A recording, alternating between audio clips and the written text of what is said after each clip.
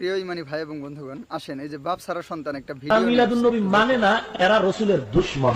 আমি আপনাদের সামনে বলে গেলাম মিলাদের আলোচনা উলামায়ে দেওবন্দের আকীদা, হাটাজারি উলামায়ে কেরামের আকীদা, তাবলীগ জামাতের আকীদা, কওমি উলামায়ে কেরামের আকীদা, সত্যিকার সিরাত মুস্তাকিমে যে সমস্ত উলামায়ে কেরাম আছে তাদের আকীদা হলো মিলাদের আলোচনা যতই করবেন নফল নামাজের সওয়াব পাবেন। বিরুদ্ধে মিলাদ বলতে আল্লাহর রাসূলের জন্ম এবং অস্তিত্বের বিরুদ্ধে নাম।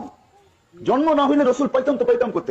আশা করি আপনারা দেখতে পেয়েছেন আমাদের হাফিজুর রহমান সাহেব এবং খতিবে বাঙ্গাল সাহেব আর নজরুল ইসলাম কাসেমি সাহেব হুজুরের একটা ভিডিও দিয়ে এই বাপ সারা সন্তান এখন কি বুঝাইতে চাইতেছে আসলে বুঝতে পারতেছি না।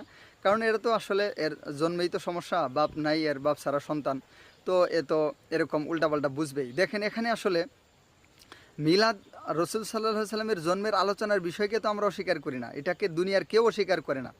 বাপ সারা সন্তান ভালো করে শুন, আল্লাহর নবী সাল্লাল্লাহু আলাইহি ওয়াসাল্লামের জন্মের বিষয়ে আলোচনা করা মুস্তাহাব এবং এটা অনেক বড় ইবাদতের কাজ, এটা কেউ অস্বীকার করে না।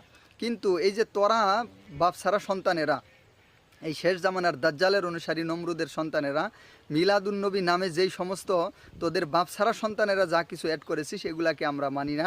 আজকে ডিজে, তারপরে এই যে যা কিছু তারা শুরু করে দিয়েছিস বাপ সারা সন্তানেরা, এই ব্যাপারে তো আমাদের পূর্ববর্তীতেই মীমাংসা হয়ে গেছে। দেওবন্দ মাদ্রাসার প্রধান মুহাদ্দিস খলিল আহমদ সাহারানপুরি রহমতুল্লাহি আলাই আল মুহান্নাদ আল মুফান্নাদ কিতাবের 87 নম্বর পৃষ্ঠায় স্পষ্ট করে লিখেছেন, ইন্না লা নুনকিরু যিকর বিলাদাতি শরীফাতি বাল নুনকিরু আলাল উমুরিল মুনকারাতিল্লাতি ইনদাম্মাত মাহা।